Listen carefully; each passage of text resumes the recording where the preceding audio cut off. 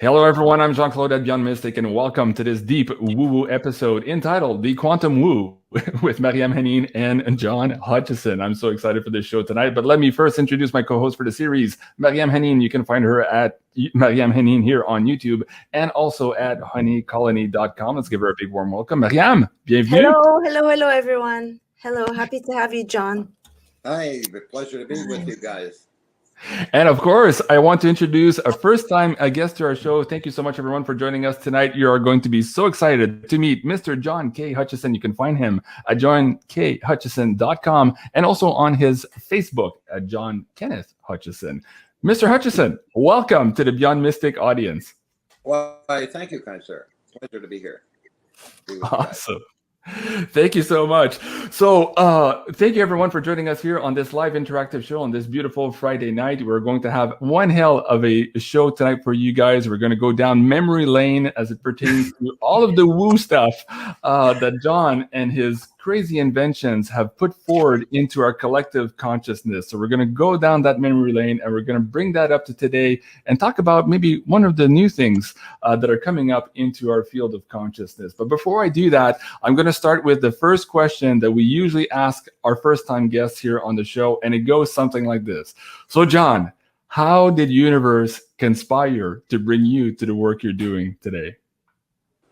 Wow. Well, ever since I was Hi, John. How you doing? Ever since I was a kid, intrigued by machinery and electrical machines and space, time, radio, and many other things, I see it in my head and get involved with it and do it. I think some of my first experiments were, or whatever you want to call them, those high voltage spark gaps in North Vancouver, British Columbia, Canada, which kind of upset the neighbor's television receiving system by putting out carbon arc lamps and transmitters and that kind of stuff. So yeah, then I just kept on going and walked into many different areas and paths and that kind of thing. Okay, that's a good start. Let's go a little bit further back. As a child, were you what your parents or what your neighbors or what your friends would call special in any ways? Did you maybe have visitations at night? Did you look up at the sky and wonder where the hell you were from and what the hell this planet was all about? Share with the audience here how this started maybe a lot earlier than what you're describing now. Oh yeah, basically it was. I did that kind of thing and wondered about it. I studied chemistry, psychology. Give him the whole story. He'd go to school and walk out the back door. Yeah, I do that. He didn't go to school. No, I didn't like it. So I like just doing my own thing. Then the boarding school. You want to tell him about boarding school? Yeah, I was in a boarding school. My parents put me there. I stay overnight. I just went down the fire escape and returned home. In time, they gave up and got a private tutor for me. And what did the tutor say when you came into your bedroom? Oh, this looks like something out of a laboratory, a chemical laboratory. Yeah, at the university. You had a better chem lab at 10 years old. Apparently, even the doctor said the same thing, Dr. Warner, family physician. Wow, that's fascinating. Okay, folks, that gives you an idea here of how maybe contrarian the individual on the screen here is today and how he has a out-of-the-box thinking attitude as it pertains to not only our realm, but our sciences. Before we go a little bit further in here, I want to bring Maryam on the screen here and have her explain how she got involved with John Hutchison, and most particularly with her video series and documentary of the Ark of the Covenant in Egypt. Maryam, lay down some track here for the audience to understand this relationship and where it all started. I also just want to introduce Nancy, John's wife, and just, sometimes it's easier for someone else to endorse, endorse your partner. So, no, we're not, John, don't go away. Oh, no. Oh, hi. It'd be nice for just so people know who you are. And obviously you're a big fan of your husband's, which is beautiful. Actually, I didn't know who he was. I was a fan of his I was dating that got me connected to John. And I really didn't want to have anything to do with John. So it just, it progressed. And we would talk on the phone and we would have the same dreams the night before. And had some quite unique experiences on the phone with working with some crystals. And I'm just trying to fill time here because John's in the bathroom.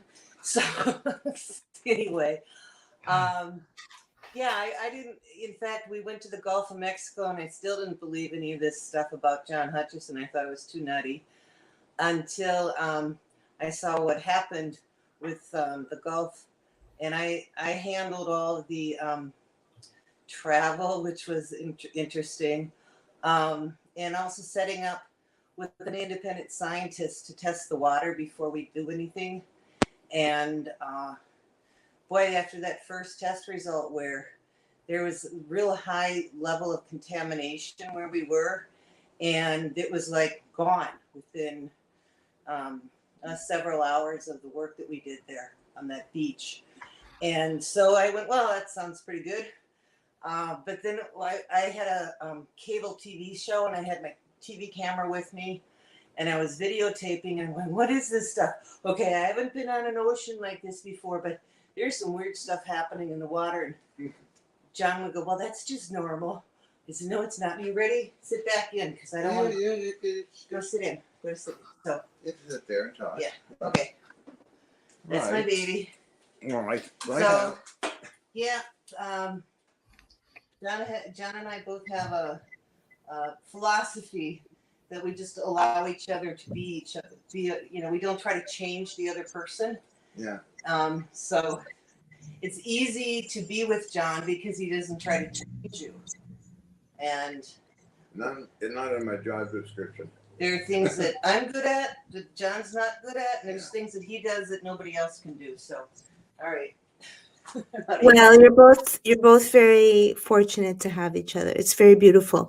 So I Very just wanted to beautiful. introduce Nancy because when I called to hunt down John, I spoke with Nancy for about an hour and we had a lovely conversation. So when I met John, kind of met him, Nancy was not in the picture. He was living in Vancouver. And so for the audience, I was hosting a documentary on the Ark of the Covenant. I was in a coffee shop in Los Angeles and I saw this post on Craigslist and they were looking for someone to host a documentary on the Ark of the Covenant in Egypt. And I saw the Craigslist and I'm like, oh, they're looking for me. And I applied. And by the time I got home, the ad had been taken down. I went and I did this audition with Bruce Burgess, who also directed The Bloodline. And I didn't, to be honest, I didn't do well on my audition. I did it with the producer. It was the first day of my period. And then I told Bruce, the director, if you really want to get a good performance, you should audition me directly because we're going to be working together. That Friday I was on a flight to the UK to meet him. When I got to Egypt, I thought, sorry, I'm just giving you a little context because it's important because I never met John. So I got to Egypt and it was like the cameraman was used to filming the war and there was no producer. It was Bruce, me, and this cameraman. And I was like, what? And so I was speaking to John, but it was these faux conversations and I'd have to act and he was on the other end and he was in British Columbia and he was building the Ark. And with the premise that it's a battery and that's how Moses led the people out, that it's a capacitor. And I always wanted to go to Vancouver because I thought for production purposes, continuity.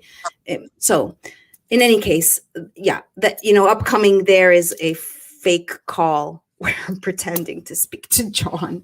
Yeah. Oh, yeah. So I had heard of him. The footage in the documentary is this kind of iconic footage of his inventions, and heard that he was legendary. And certainly where you were living at the time, John, was very interesting. Wow. He was, almost like living in a battery. Like it was all electronics. Do you know what I'm talking about? Oh yeah, I do. Okay, so that is my intro. And then when I was speaking to Jean-Claude and telling him about this documentary in Egypt, which I got to go to my motherland because my parents are Egyptian, that it turned out that Jean-Claude was a fan of John's. So here we are, full circle. Isn't that beautiful? Yeah. Yeah, that's his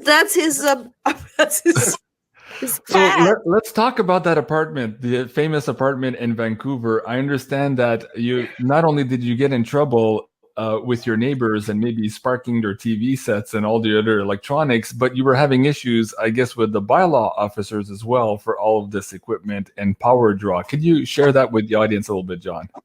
Yeah, well, actually, the engineers and fire marshal checked everything and found that it was okay. I still have those letters from them. Then I was doing more effects for more TV people like History Channel and. Oh, we lost the audio. I can't hear you, John. We lost the audio, John. Nancy. Oh. Okay, it's back. Thank you. I don't know. I don't know what happened there. We just lost you. Weird electrical things. Okay, I hear you now, John. Let's start back to where you were. You talked about the bylaw officer, the letters you were getting. Start back from that point, please. Yes, I will. The engineers and fire marshal checked everything and found it was okay. No structural damage or anything like that. And let it go. But I was doing so many demonstrations for television people and scientists that the effects were going out into the town itself and affecting people's property and dishes flying around and metal melting and that kind of thing, where the mayor of New Westminster, British Columbia, who I knew personally, was very upset with me and ordered everything to be shut down. What? Which I complied only a little bit and continued on doing my stuff. But Yeah. Well, the Mayor M. Wright, said, the City Hall gets all these complaints, so we just can't handle them anymore. so we're not in a 400 square foot apartment anymore. That's Wow. fascinating. And John, people are saying here that they can barely hear you. So is there a way that maybe you can speak a little bit louder or bring your laptop just a little bit closer to you? Folks, we're trying to address this issue here and make it as best as possible here for tonight's show. Speak in the mic, please. Okay. Give me a sound check, Mike. Give me a test, John. Say something. Hello? Testing 1, 2, 3. Okay, a little bit better. Okay, John, now going back to the mayor here, do you believe you were shut down because he got pressure from higher ups, or is it just the local citizens that he was trying to kowtow to, or is there something more nefarious here trying to shut down maybe some of your experiments? What's your gut feeling telling you?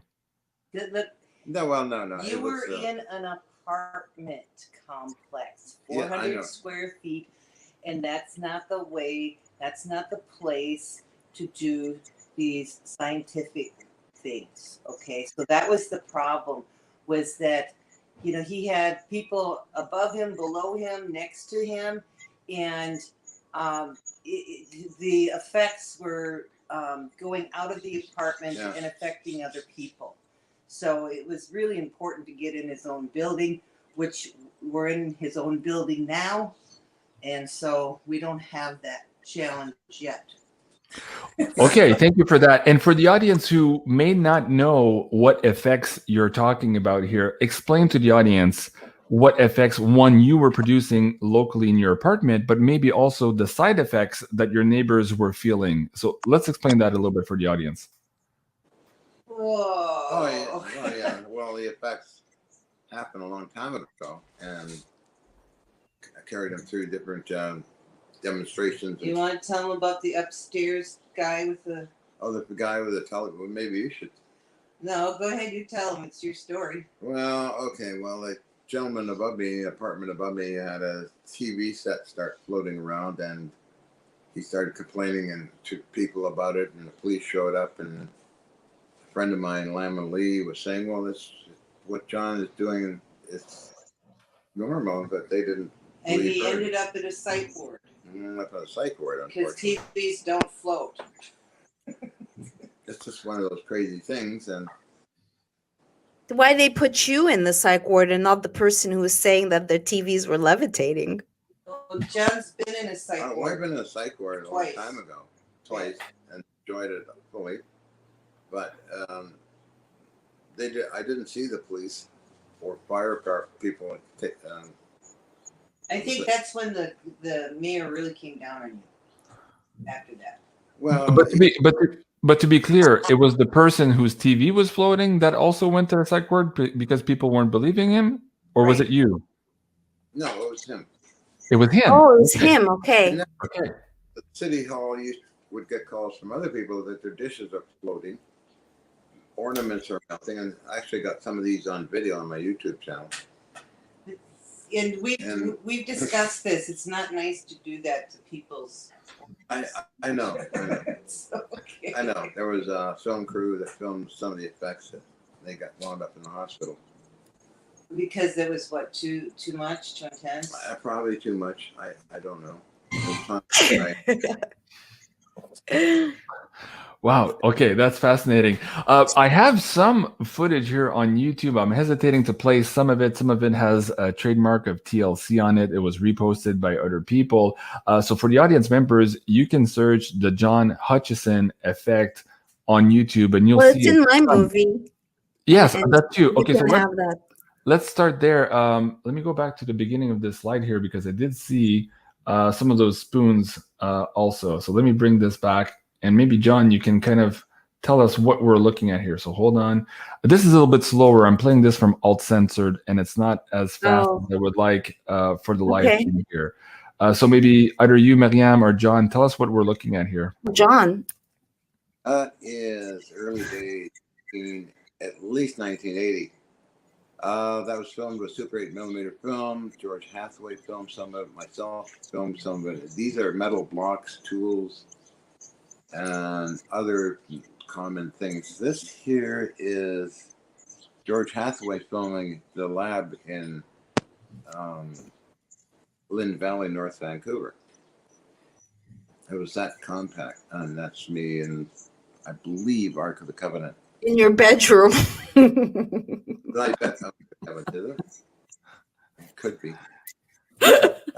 That's many years later. That's amazing. Okay, so Maryam, share with the audience here how you tied in John Hutchison's work with the Ark of the Covenant and the theories that were behind what was the Ark, what was the main purpose of it, and share with the audience here the juxt of the documentary. And I'm going to share the documentary link here down in the live chat also, so people who haven't seen this documentary can go and see it. But share that with the audience here, how all of that it's also tied a in. comedy, that the documentary, in a way. So the idea is that the Ark of the Covenant was a capacitor, a battery, and John was in charge of overseeing people that were putting it together and creating. They were going to line it with gold, but I think that was a little bit cost prohibitive. So of course, John could talk about what they actually did, but at the end, the last scene is sparking the Ark of the Covenant up and just talking about how Moses was a magician and was able to kind of trick the people to see God in a box when in reality it was a battery. And I'm sure John can add to that. Okay, go ahead. John, explain how you saw your role in trying to interpret here what was happening in terms of the technology behind the Ark. Oh, I was approached by a film producer in the United Kingdom, Bruce Burgess, who I first worked with him on doing a Bermuda Triangle story. Then I think it was some months later, he came to me to do the Ark of the Covenant. What power is it? What do you think about it? why do people get electrocuted? Basically, when getting close to it, can you do something to make it into a capacitor? What were they used thousands of years ago? So I suggest maybe they had voltaic piles like the Baghdad battery, but many of them, thousands of them lined up or something. So we tried that with that experiment. It didn't seem to be that effective. And we tried electrostatic energy, and then I tried a Tesla coil system, which made the Ark of the Covenant act like a gigantic capacitor and then blow a lot of electricity out of it. And those entities. Those entities came out of the box itself, which was pointed out to me by somebody in the film industry. And so I never noticed. Entities? Yeah, they're in the video. If you go to the very end, it's like these. Well, I'm familiar with them because I've analyzed John's work and his videos. But there's at the very end, you see these little things kind of coming out. They're going all different angles and that kind of thing. It's very brief. Yep, right at the very end. And I noticed. Hold on a second here. Yeah. You're saying in the documentary of the Ark of the Covenant, you see entities coming out of the box? Yeah. Or are we talking about a different video here? No. It's this actual video. And Wow. It's at the very, very end. And I went through it frame by frame and going, what is that? What is that? And they appear also in another video when he had a That's Nigel. if you can find the video where he was working with the Philadelphia experiment and he had this toy boat and some water, and those same little things were coming out in that as well. Now you got okay. It's up by the top, right? Oh, let's see. No, it was before they took the fire It extinguisher. has to be in the light. Before it wasn't on fire? Yes. Okay. Let me see if I can scroll back. And again, I do apologize. This alt-censored site is very slow here on the controls. Okay, here is the beginning of it, I think, when he hooks it up. You want me? I'll play from here, John. Is that okay? Yeah. Okay. Nice. So maybe John or Maryam just narrate what's happening here for the audience. They're about to spark it up after weeks and weeks of putting it together. And just to tell John and Nancy that I actually picked up a real entity when I was back in Egypt. So that's interesting. Well, it's right in this area. I went in, I zoomed in on this stuff. Like right in here, you got to zoom in on this stuff. If somebody wants to mess around with it, they just can take the video, and I've got Final Cut Pro, so I have a real good software to look at stuff. That's nice. And so right now, if I'm pausing here, is it before this or after this? Did I miss it already? Before or after? That looks like in the general area, but it's just like a few frames, and it's okay. They jumped out of there. Yeah. Little guys. Look, I think we're in here. In there somewhere. Yeah. Mm. Wow. Well, So what did you think they are? what I could do is I could find it and I'll send it to Maryam. Okay.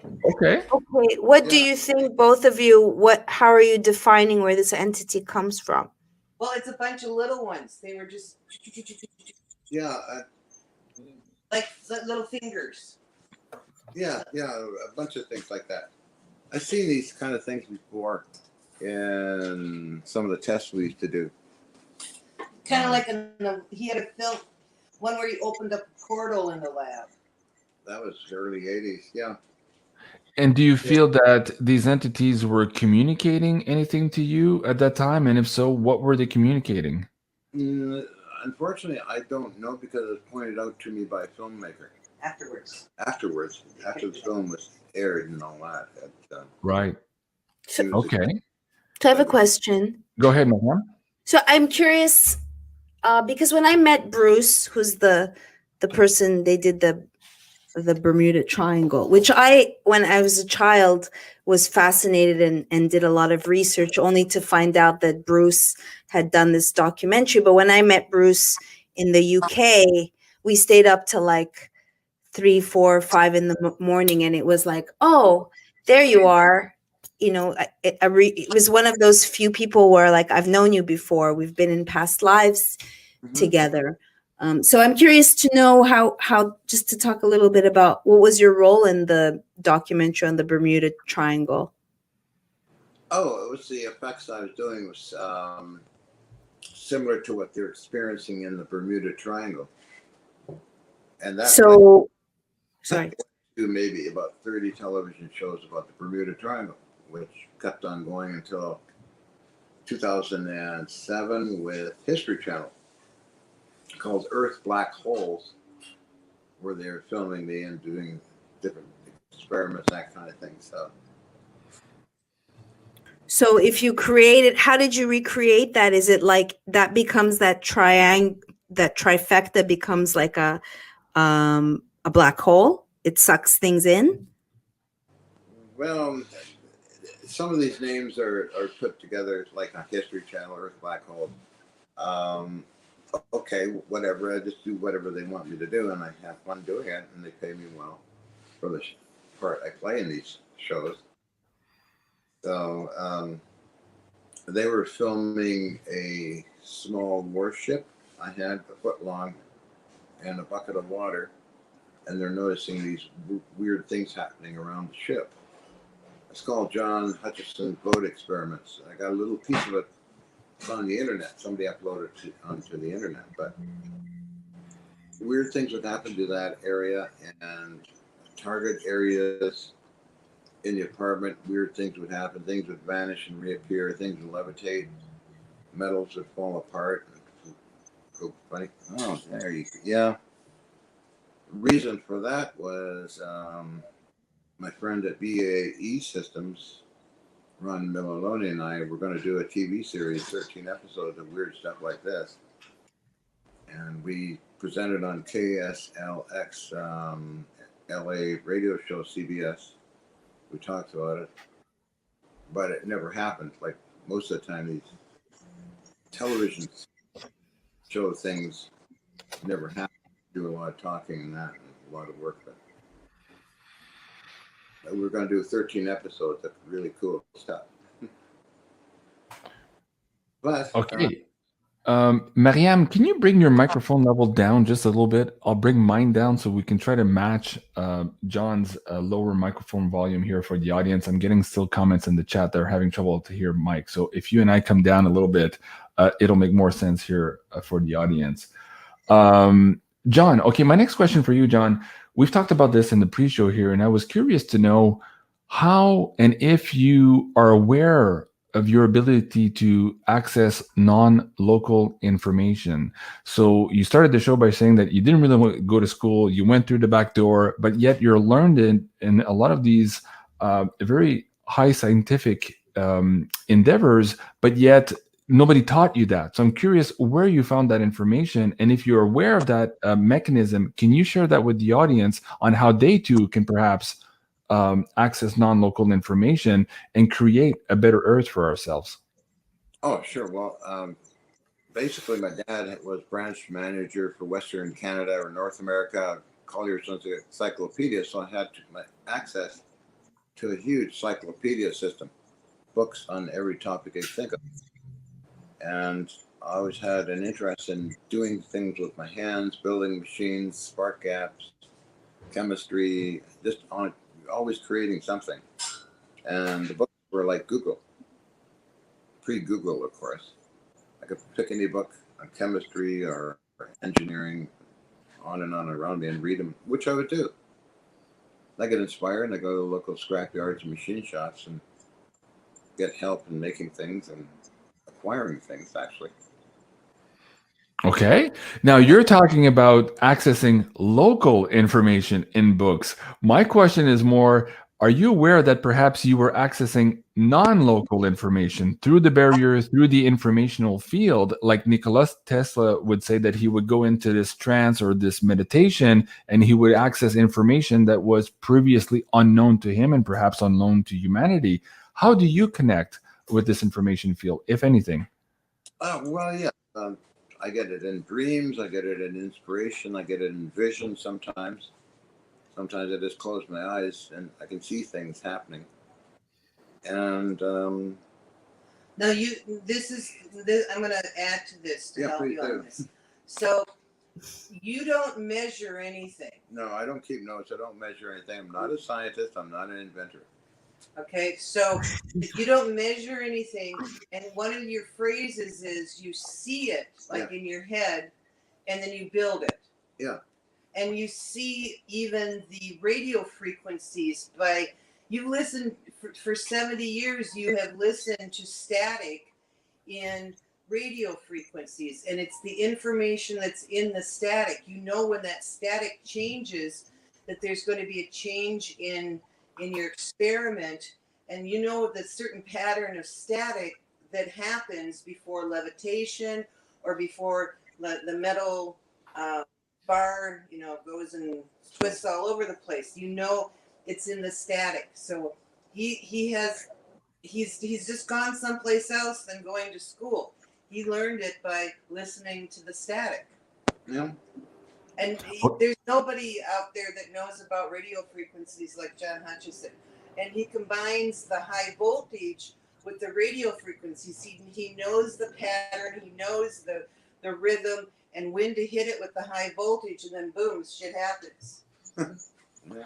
Oh, okay, that's what I was leading into. So thank you for that. And I'm reading in the chat, and everybody's jaw just dropped, and they're like, wow, okay, now we're on to something here.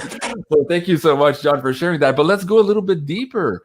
Do you think, John, you're being contacted by maybe other races? Like when you're getting this in dreams or you're getting these visions, do you think that somebody is helping you? Something is helping you. It's not just necessarily the information in field itself you're typing into, that perhaps you have some other friends out there that are talking to you in this particular manner. What are your thoughts on that?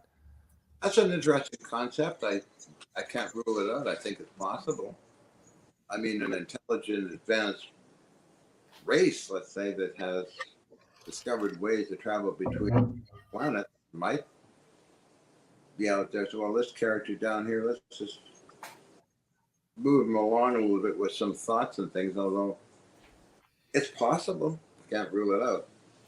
Now, have you ever had, I'll straight out ask you the question, have you ever had an encounter with another race of beings that is not from Earth that you remember? Not that I'm aware of. I've had weird visions and dreams and things, but I can't say. Well, my question is who is it that you think is helping when you're channeling this information? Like some people have guides, they have relationship with their guides. Do you know who, or you're just channeling your higher self? I don't know. I do meditate and brought in sunlight. Oh yeah. I'll sit in a chair and then go off somewhere and meditate in the direct sun. And sometimes I see strange things, but I know it's probably my imagination, maybe. But and a lot of people don't understand that John's legally blind. I am? Yes, you do not have vision in that one eye. I can still see. Yeah, okay. And when you say you're meditating directly in the sun, are you referring to sun gazing? Are you looking directly into your sun while you're meditating? Is that what you're saying? Yeah, sometimes I will do that. Because sunlight has the ability to lengthen your telomeres with its other side frequencies. 25 gigahertz, very low energy, 75 gigahertz. A Russian study was done on telomere lengthening, life extension through sunlight. But I'm sitting in a chair and I'll doze off and I go out there. Yeah, takes a while to get you back.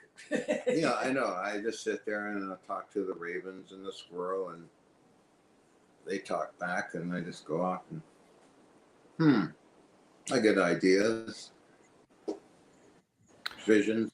Does it matter, let's say, speaking of radio frequencies and all this interference that we're being bombarded, did it make a difference when you're in British Columbia, Oregon, or does it matter your environment? Like if there's a lot of frequencies that are not good. Does that make sense? Yeah, it does make sense. I don't know really.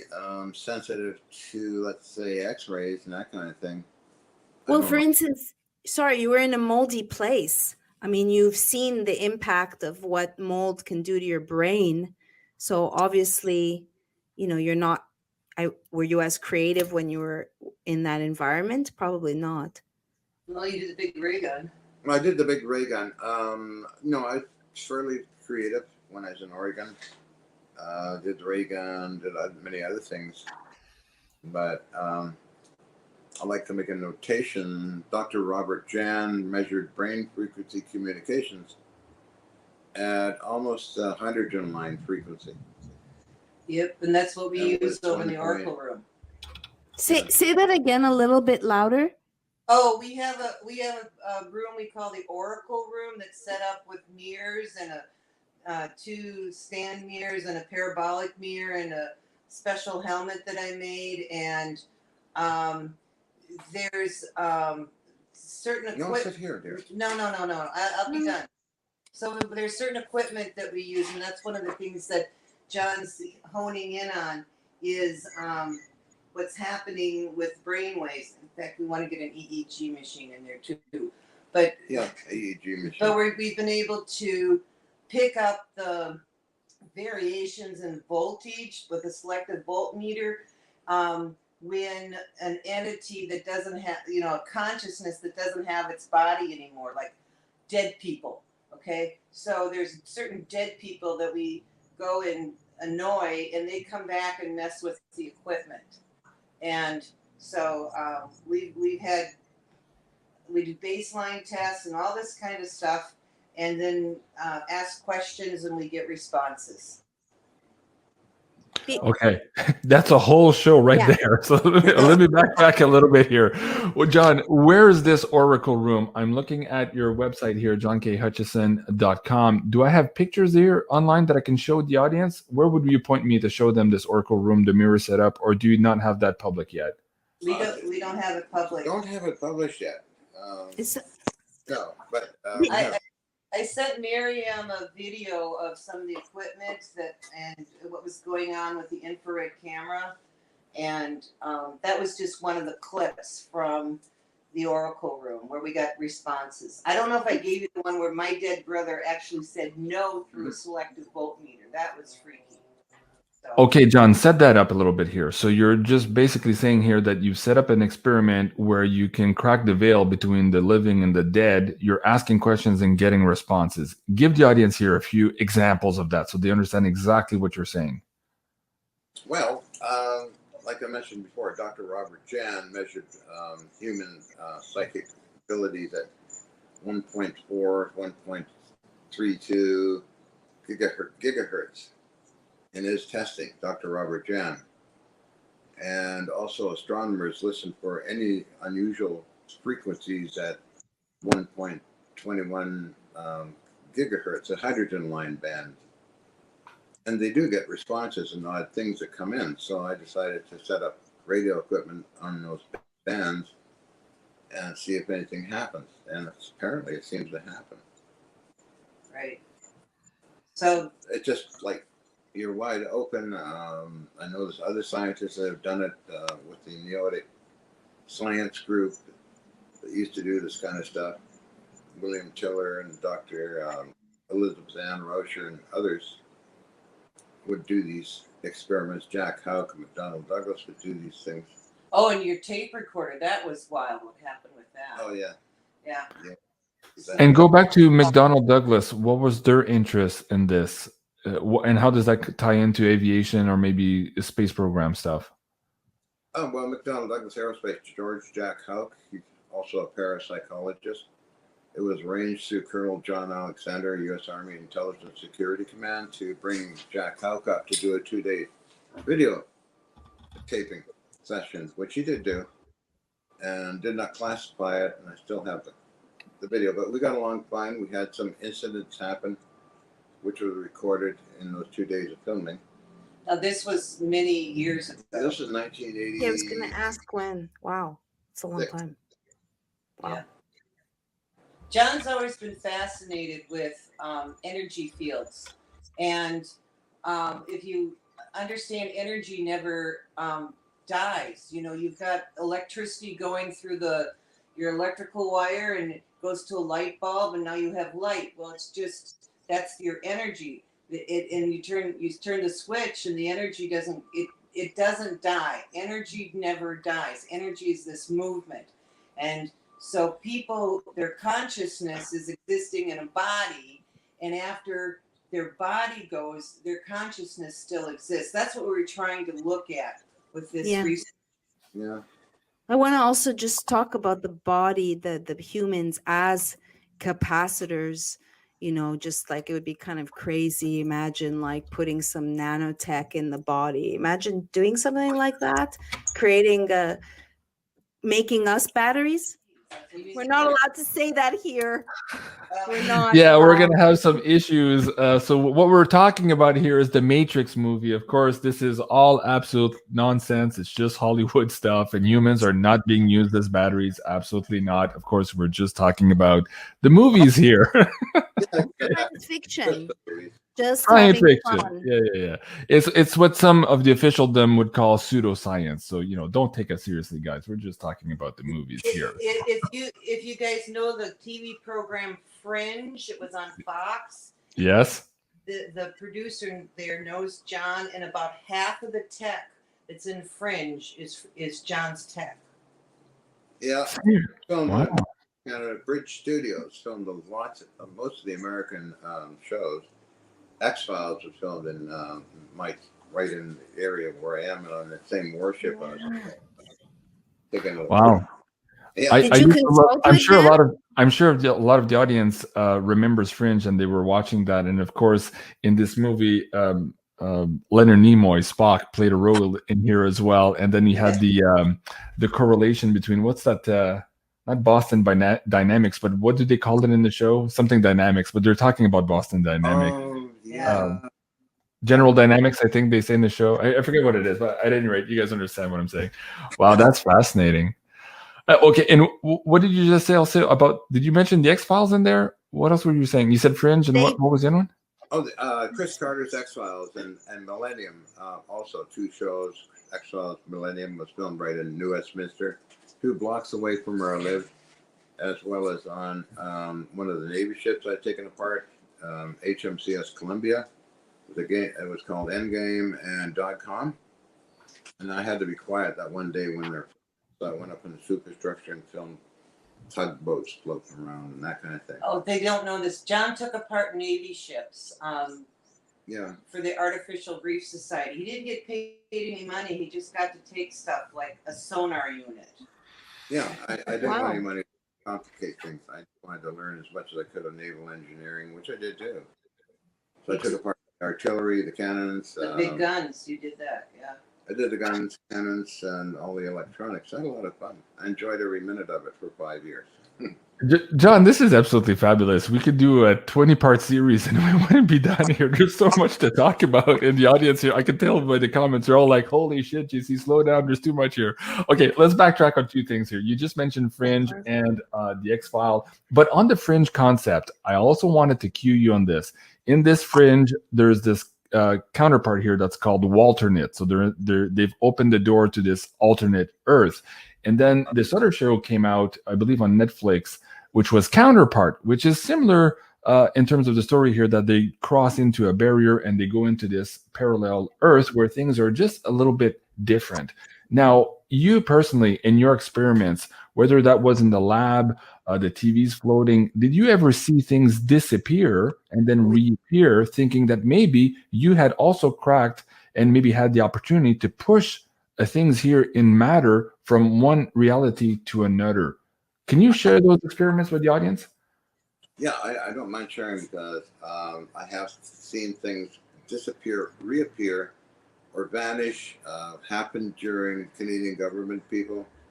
It happened during a defense contractor who visited me for a demonstration. And we're looking at this filament.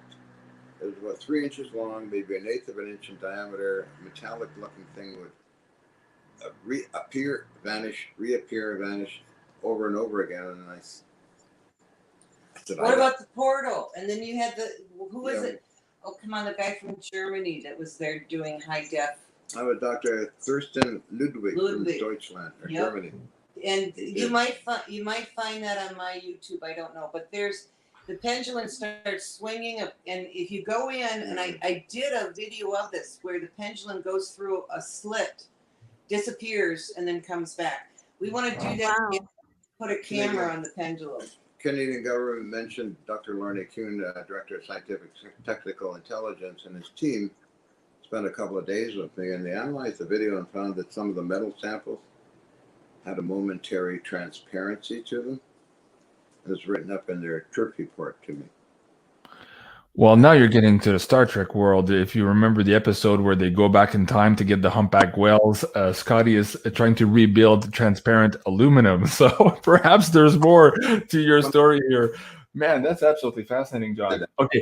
Direct that show. So can I just touch upon the Oracle room? Maybe we can do another show, because that was in my notes, to touch upon this kind of live Ouija board, but with electric components. And because some people in the audience, Canadian Patriot, asked if we can see the headgear, which I'd like to see as well, and the Oracle room or any video. Maybe we can set that up another show For a future show? Sure. Yeah, unless you have anything handy to show the audience. Do you have your headgear? No, we're at our apartment. We're not at the lab. Okay. Okay. Claudette LeBlanc in the chat is saying, yes, JC, we need another show, please. Okay, there's a lot to go through here with John. That's absolutely fascinating. And I have to tell the audience here, just before I started the show, I said to John, and I said, I'm going to say this on camera, but I remember watching him back in the 90s on TLC. I think it was TLC, the Learning Channel, or maybe the Discovery Channel, way back when, before all the political correctness stuff that's on there now.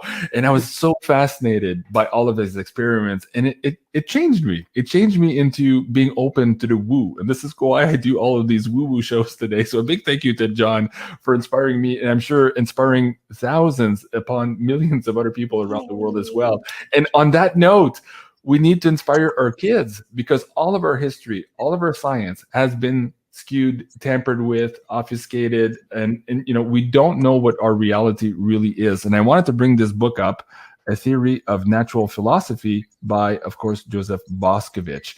Now, in this study, we're talking about the ether, we're talking about magnetism, and how basically electricity and power is generated. Now, this is a big field of study for you, the free energy part, John.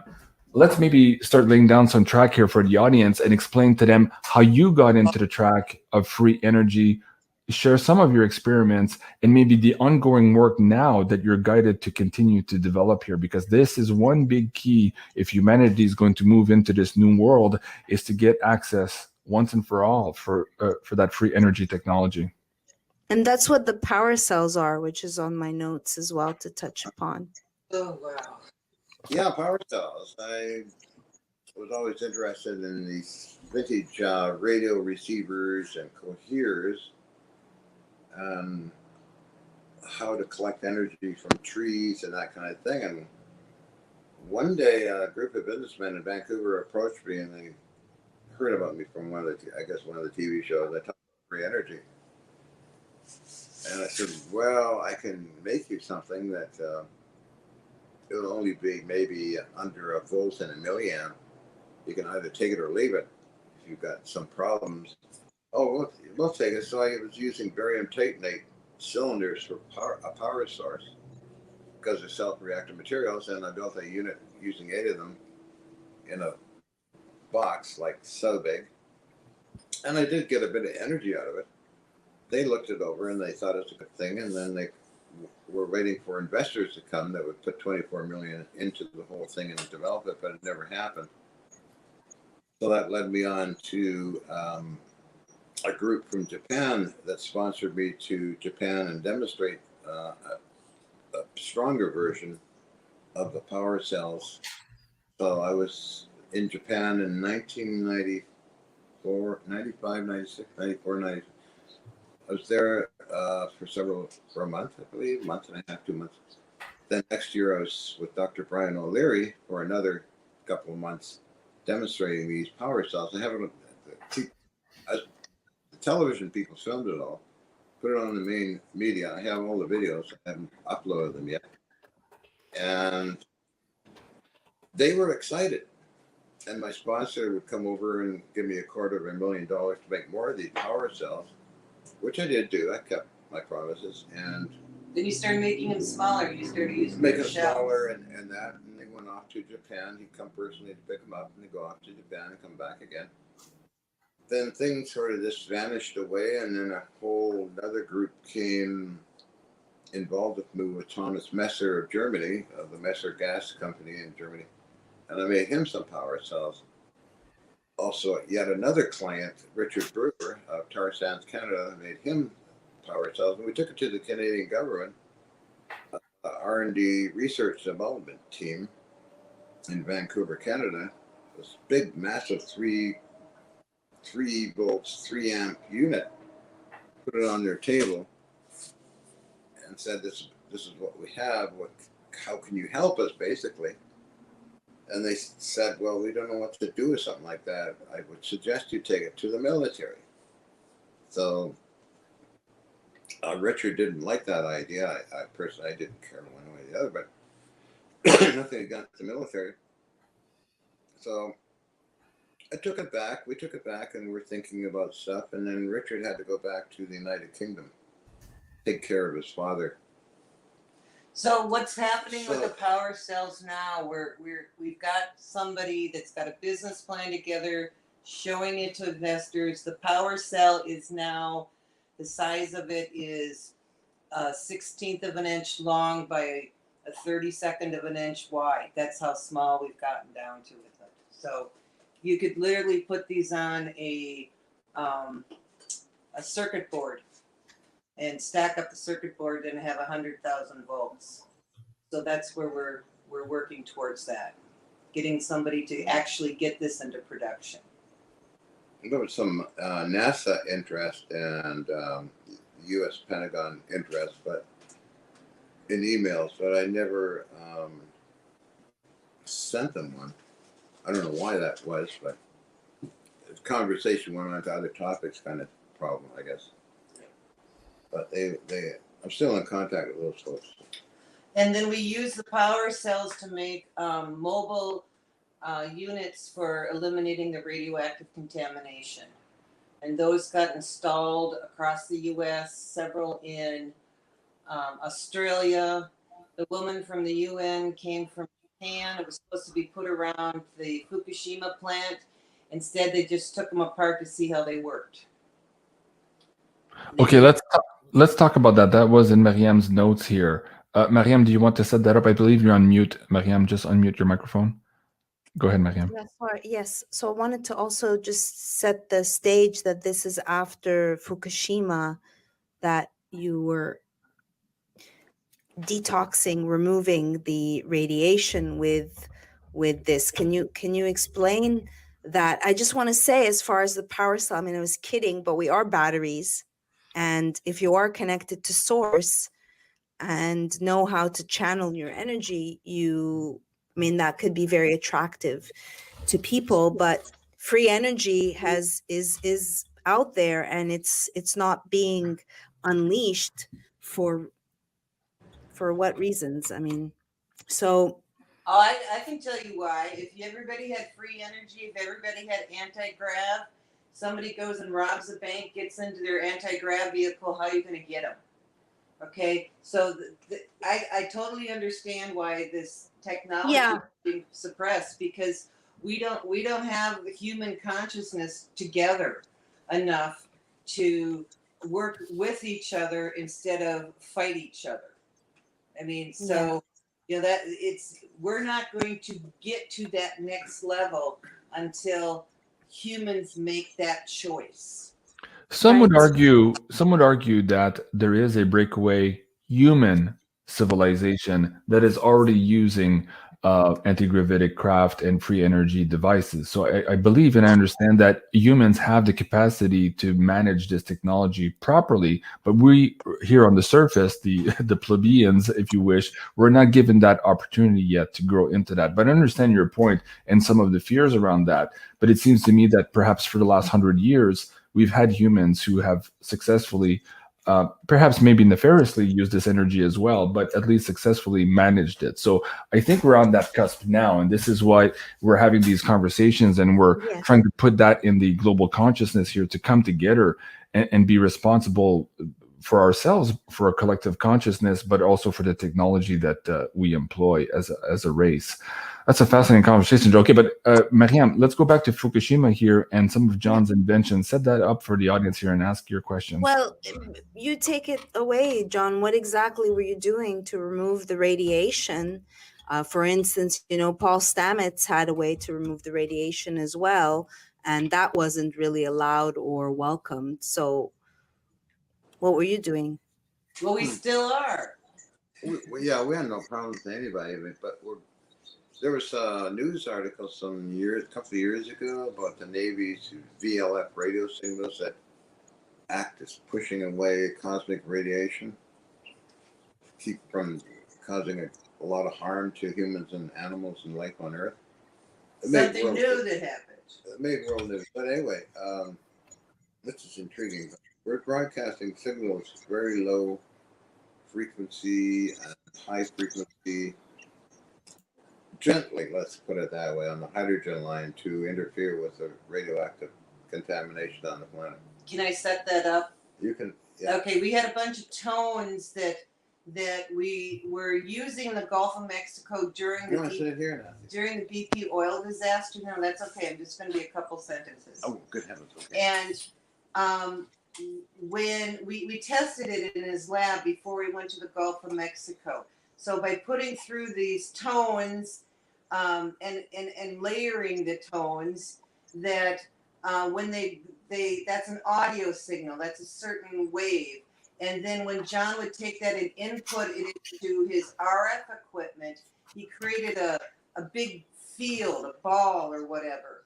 And that eliminated the oil contamination when we were down the Gulf of Mexico. We tested it first and had it verified, then we went down the Gulf of Mexico.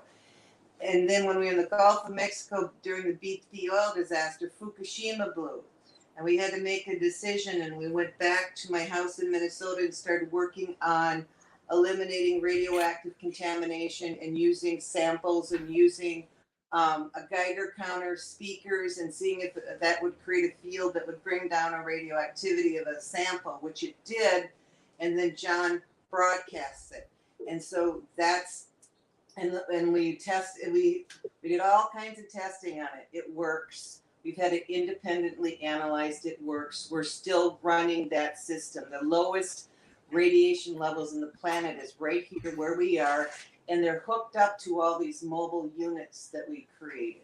So that's the end of the story for me, unless you got any questions. So that's okay. So, I mean, it took a little bit of talking John into going to the Gulf of Mexico, but we got down there, and it was like, if you got ability to help somebody, then you do it. And that's what I was raised with. And I just had to convince John of that same headset. So he got down there, and he was surprised that it was so effective. And now we've got the issues with the radiation, like with those little knobs. It's like in the lab are these knobs that were painted with radon, the radioactive. Radium chloride. Yeah. And they all went dead. That's when we realized this was really working, because even the paint on the knobs and the equipment, the glow-in-the-dark knobs, were no longer radioactive. And uraninite, which takes billions of years to go half the life, we went down 25%. So it should have been 500 million years in one month. So what he does is fantastic. That's all I can say. John? Can you mentioned on the phone how how the impact of Fukushima when it arrived. I think you had said Australia. It took 2 years.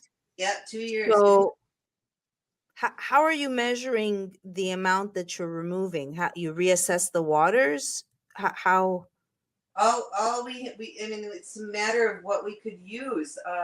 When we put the mobile units out, we looked for the U.S. government radiation monitoring station that was closest, and within 20 minutes of hooking up a mobile unit, those numbers crashed. I mean, they're like at counts of 100, 150, and they went down to 20. So what can you say? You know, we do what we do. We've got a half a dozen Geiger counters. We're always checking different things, different areas.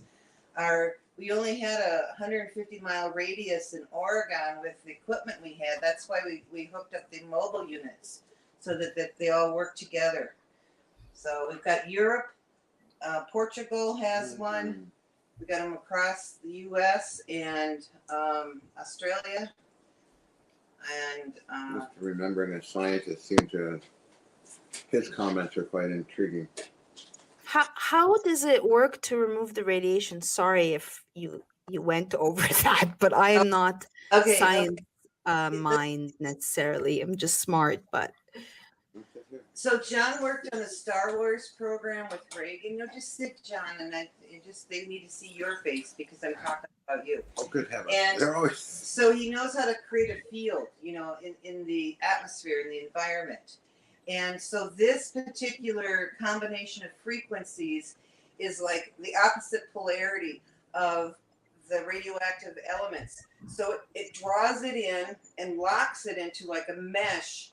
And it's like you're rocking a baby and you're singing a lullaby, and you literally change the chemistry. You physically change that baby while you're doing it.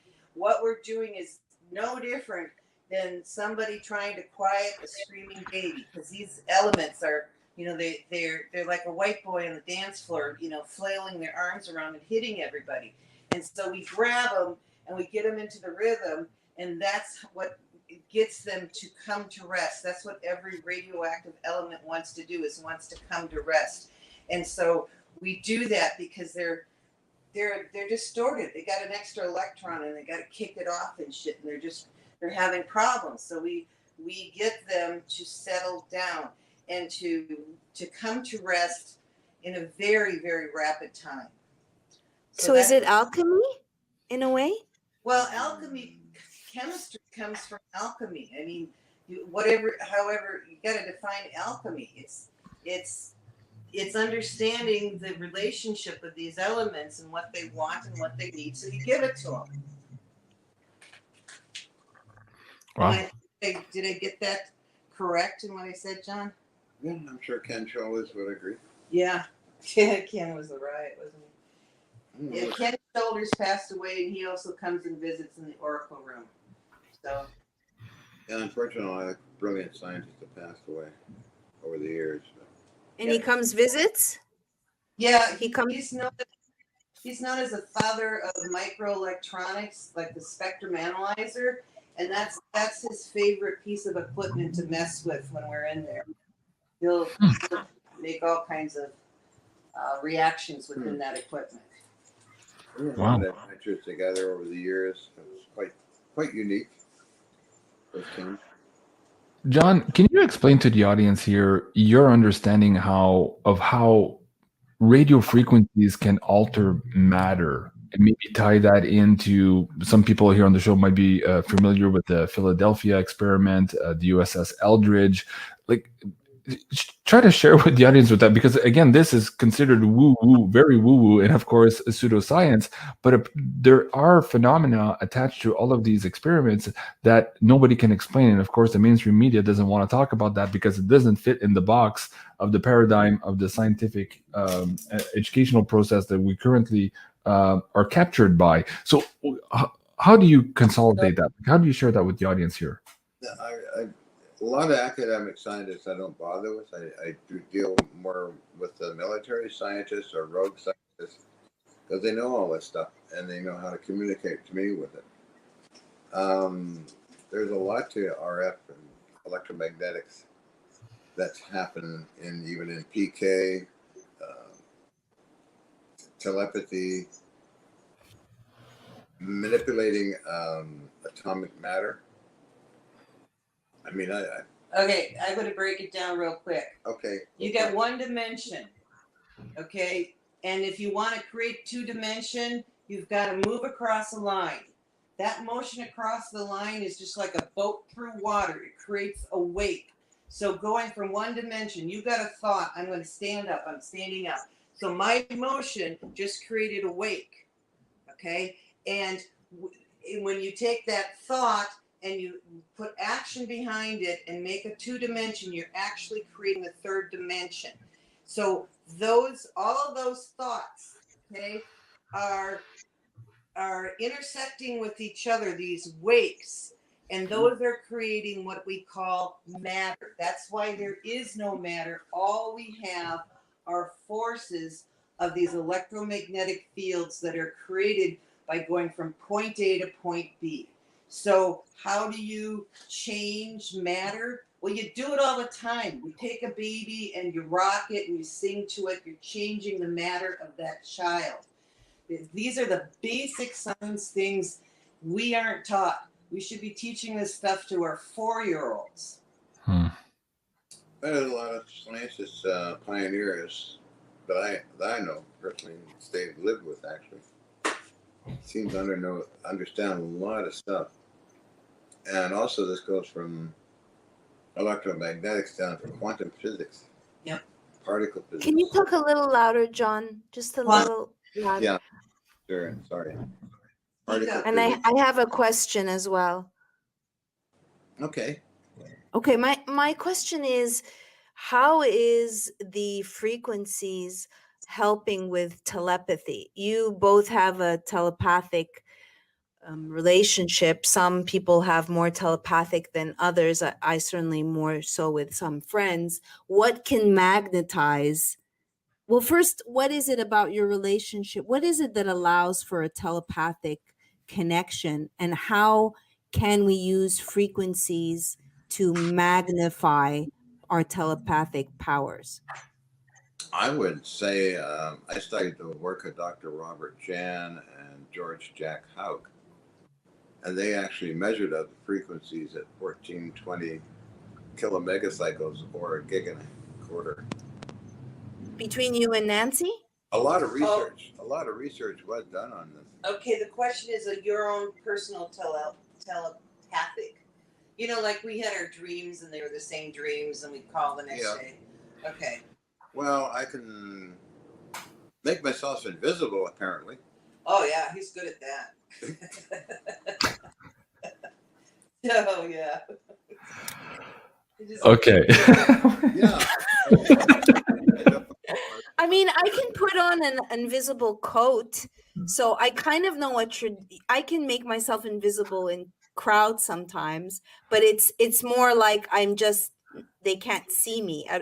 I can't explain it to someone. Is that what you're talking about? Yeah. Yeah, I think John's that's really what it good is. with that. Yeah. People walk by me and I didn't even know you were there later on. Yeah. I remember the state capitol in Minnesota going through that whole building. And nobody knew you. Nobody knew me. Nobody looked at me. Just walking around. Yeah. Okay. Let's go back to the telepathy here. Maryam was asking how you can maybe increase your ability to have these telepathic communications. A little earlier in the show, you mentioned that in the Oracle room, you're also using crystals. Talk about the work of crystals and the ability maybe to access or to amplify this telepathic bandwidth that you're on. Oh, we got it's very odd pink. Dilithium crystals. No. He's talking about in the Oracle room. We've got a barium titanate cylinder and transducer. I have barium titanate transducers. What is that? Which will pick up any disturbance in the electrical field. In the electrical field or vibration or any other things. They were used by the Navy for sonar detection. I got them for Fair Radio Sales, Lima, Ohio, years ago, and had a lot of fun with those things. And made power cells out of them, made detectors out of them. So that's one of the main components, which is the detector, and then a parabolic dish I have that will pick up the hydrogen line band, different frequencies from that particular band. Okay. Amplifiers, selective voltmeter, lab equipment, spectrum analyzers, as well as a conventional television set that's an old one that's not, there's no channels going through it. It's just random Static noise, I guess you call it static, yeah. So Just a fun way of just. he's not going to happens, answer the telepathy question. It's been said over and over again that it's John's telepathy that's creating the effect, but it really isn't. It's his ability to intuit, for him to know when these right combinations happen. My business partner always likes to write books about me. Yeah. But there's some strange stuff that's happened, like someone tried to rob your lab, and a 1-ton piece of equipment came off of the truck and fell on him. It was sitting on the truck and it just levitated and smacked the guy.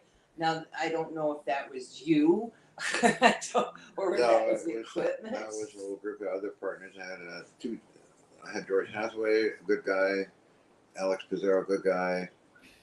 Second group, George Lissicase, bad guy, and Alexander Sheriff-Shesky, good guy. I think there needs to be a documentary done on John's life.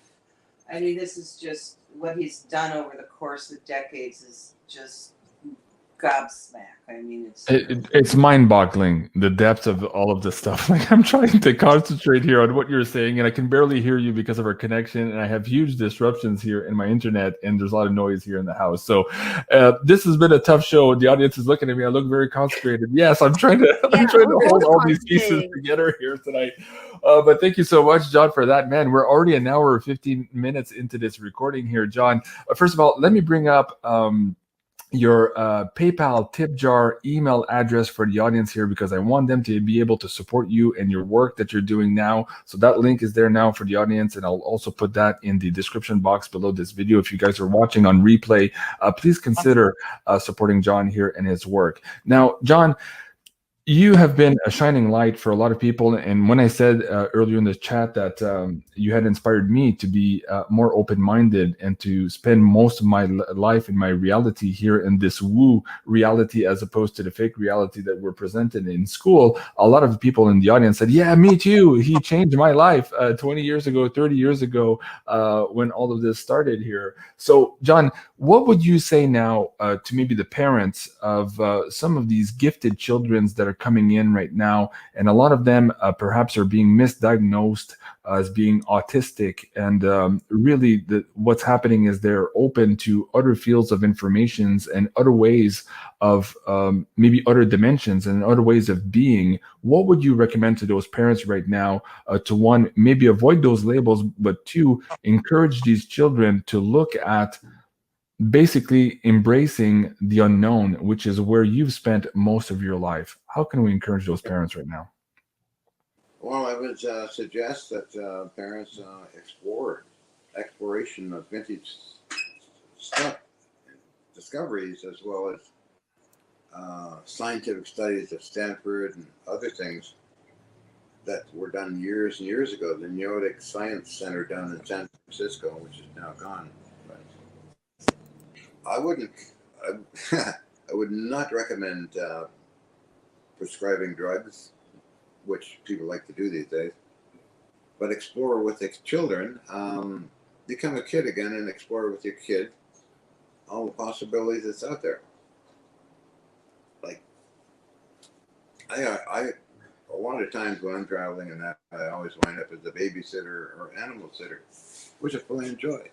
Kids have a mind that goes all over the place looking for unique things and fun things to talk about and do. So I would tell the parents be kids again. Let kids be kids again. Yeah, absolutely. John, what are you working on now? Perhaps maybe something that's coming up in the future that you are just excited about now? Let's talk about the time machine. I was inspired by watching a documentary on Dr. Mallet, who is working on a time machine. And it's because I know that time does change if you're going at the speed of light in a spacecraft. The time variance is the Earth will go ahead in time while the occupant in the spacecraft time will stand still almost. So that was the principle of Dr. Mallet working on why not using laser light, bring that principle down to a laboratory and see what happens. And that's the idea. I thought, okay, I'm going to try rotating electrostatic fields and electromagnetic fields, as well as possibly even a laser light myself, and see if I can affect an atomic clock at least 1 second, or get some ideas for time dilation, because I was inspired also when I lived in Munich, Germany for 2 years, reading the DESI, Deutsch Electron, whatever it was, documents on all these different things they were studying in particle physics. And they were talking about time dilation, gravitons, and many other different areas of research they were doing. The reports were classified, but I was given these reports by a journalist who reviewed the reports before they were published or whatever they were going to do. He said you can have them for 2 weeks. That was some inspirational stuff as well. So I'm going to try rotational fields, magnetic fields, light fields, electrostatic fields, and radio waves, inspired by Dr. Mallet. Mallot. He's making a time machine, and he wants to go back in time. I want to go ahead in time in the future. And I'm curious, why is that? What is it that's driving you to go into the future? What is it you see there that is enticing you to build this contraption? Well, I'm living I feel like an observer most of my life. I'm living in a time that I shouldn't be here. I should be in the future, maybe a couple hundred years. That's the answer. Right.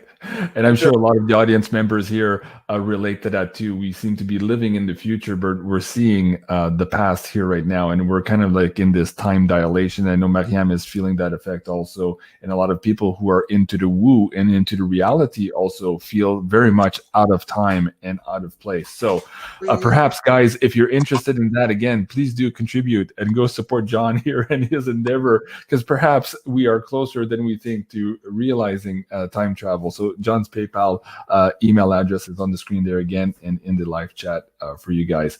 I'll come back to you, John, in a second here. But Maryam, any last words of wisdoms or questions here before we end the show for tonight? Anything you want to share with the audience or with John? Well, I want to share something personal, but to close up the show, is it a matter of accessing a different dimension? Because you can argue that time, future, past, present, there's parallels going on, right? So is it a matter of accessing, does that make sense? Or changing your frequency to be able to access a different dimension using electromagnetics?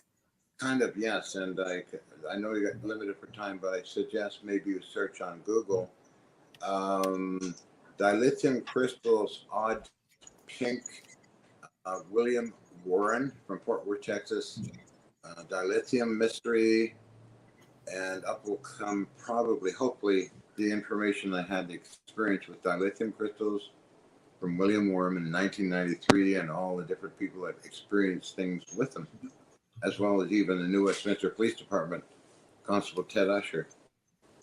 The lithium mystery, Hutchison, is that what we're looking at? The lithium crystal applications with William Warren? Dilithium mystery, odd pink crystals, and William Warren, a scientist in Fort Worth, Texas. If you were to type in those in Google search, something might come up. I could probably send a link too, because I have seen part of what I published a long time ago on the dilithium crystals, as they're so called, or odd pink. Wow, that's fascinating. Okay. Television host has Nicole Whitney, News for the Soul TV, Vancouver, Canada, has the crystals. Last person to have them. We had CNN's William filmed them, affected his camera, and he can mention that as well. News for the Soul Television. It was 2004, was it? I don't know. Okay. We'll dive deeper in that in our next show. So there's two things that we need to come back on. The Oracle Room and these dilithium crystals. I think the audience would absolutely love that. So John, if you can send me some links to some of those materials or videos or footage, I'll create a slide deck here for our next show, and we'll dive deeper into that. That's absolutely fascinating. Okay, Maryam, back to you then. You wanted to share one last personal note with the audience before we go. Are we closing up? We're an hour and a half into it, and I didn't want to abuse of John's time here. I thought we had said 1 hour. So I also am. Yeah, I can say I pulled a card for today, and it was before I knew that I was going to renegade Burning Man. So I pulled the desert, and I also pulled it for my friend Alia that is in the desert. So I don't know if anyone, you can contact me, but it's apropos that I am going into the desert. I'm a little bit scared. Okay. Okay. And I just wanted to tell people that they've now come after my bank, and they've shut down my bank account. So just so people know, they're coming after your banks now. And I posted the letter, and it basically, this is Chase, says, after a recent review of your accounts, we've decided to end our relationship with you. My bank is breaking up with me. I posted on Twitter the call, and because Zach shared it, it became viral because I'm shadow banned. And just so people know, like, I have a beautiful company, Honey Colony, and they said that they will issue the money. They're holding on to $3,000. But what happens is that I have working capital. And so that working capital company, BHAF, goes to make a deduction because I'm borrowing money. And then it goes default. And so now I'm in bad standing, and I don't pay things late. I'm a responsible human being. So, like, how am I supposed to make a living? Yeah. Like, this is disgusting. Absolutely incredible. Just so they talked about General Flynn losing Chase and going after people. There's a myriad reasons why they could be going after me. But just to break up with me and basically say straight up, we don't have to give you a reason, because there's no reason. There's no legitimate reason. I'm selling vitamins, yo. That's okay. Wow. Okay. Is it the bank itself? Yes. It's now the banks are now coming after. So is Wells Fargo going to be next? And yes, I do bank with a credit union, but this account was opened specifically for the working capital that I borrow, because over the years I've lost like $250,000. So anyway, this is not like victim. If you want to support me, please support me. I work really hard, and but it's more to just, I am an example of what is happening. Wow. I mean, that's everything's screwed. Look at me. I'm a criminal, right? Like the banks are breaking up with people with no reason. Let's just sit with what the F that means. It's nonsense. So I just wanted to share that. I think, Maryam, it's going to get worse before it gets better. Of course, PayPal just made this partnership with the Anti-Defamation League, and they're going after what they call is hate speech. And of course, about a month ago, my Patreon was terminated. And of course, we were accused of promoting hate speech and inciting violence. Janine and I, could you imagine? So this is the war that we're fighting right now, and the censorship. Yeah, and it's like, I give my time for free. I help people. I don't get paid for this show or anything. Like, this is not what drives me. But we need money to survive. Yeah. And to have a certain quality of life. And I'm super grateful. I'm grateful for everything. But it's hard enough to make a living, not to mention these attacks. And for the past 4 years, all I do is play whack-a-mole. It's anyone that is a dissident and a deplorable in their own way. They tailor the attack to you. So you have freedom of speech, but you don't have freedom of reach. And I don't refuse to go away. Good. Good. Well said, Maryam. And Thank folks, if you. you want to support Maryam, you can do so with the Venmo tip jar that is on the screen now. And you can also support Maryam here through her coaching, her medicine, hold on a second, her functional medicine consulting here at honeycolony.com. Let me bring the link down to the audience as well. And you can support her there in this fashion. Maryam, our heart goes out with you to you, and we hope that this is resolved sooner rather than later. But again, you're just an example of this divine feminine warrior who just is not quitting. And I hope that the audience can take a cue from that, because they go after you, they come after me, and then eventually they come after the people watching this show too. So if you stand there and you say nothing, eventually there'll be nobody there to support you when you go down. So I'm talking to you, the audience there. Go ahead, John. I agree fully. It happened in Nazi Germany. Yeah. Exactly. Wow. John, any last words of wisdom for you, for the audience here? Any new projects you're working on that you want to maybe, again, just tip the hat here? I know we're going to do another episode here very soon. And also, please let them know how they can support you and where they can find your work here before we leave for tonight. Okay. I guess I could say that the latest scientific information that is being produced by Bob Greener, Martin Fleischmann Memorial Project YouTube channel. He has published a number of videos on the analysis of the metal samples and what he has found to date. And he is going to write a book on me. So he says. He's an excellent scientist. He's kind of a new kid on the block, and he's very outgoing, positive kind of person. So that's Bob Greener and Martin Fleischmann Memorial Project YouTube channel. Okay. I do keep the colonel appraised or whatever, and the major appraised, the latest stuff going on. They always ask what's going on now. And John, for the people who want to stay in contact with you and perhaps share in some of these new discoveries, what's the best place for them to reach you? Is that your Facebook? Probably Funbook, as I call it. Facebook, yes, Funbook. Okay. Well, that's much nicer than what I call it. Let me bring the link back down to the chat for the audience there. And last but not least, John, on top of this PayPal tip jar email address we've just provided, is there any other things that maybe, or any other ways that people can support you in your work right now? I use eBay a lot to get stuff from metal and things and parts and pieces. John's a glorified scrap collector. I'm an over-glorified scrap collector, basically. Okay.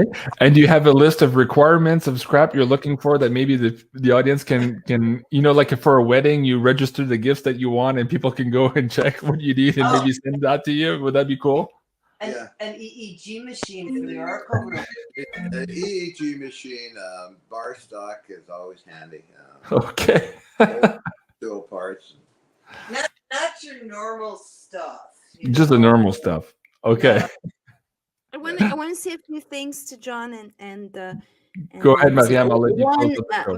my ex is doing EKG using frequency. He's measuring frequencies during plant medicine. So he's in Italy right now doing. So that's interesting to use the EKG machine. No, and EEG. EEG. And I just want to say thank you, because this is the first time we've messaged John to actually interact after all these years. I do remember in the documentary, there's one part where you're like, good night or good day, wherever you are, because you were also having to fake the conversation. So it's nice to have you on, and I'm always so happy when I see a couple that supports and loves each other. And just sees, each other's superpowers. So God bless both of you. I'm happy you have one another. Yeah.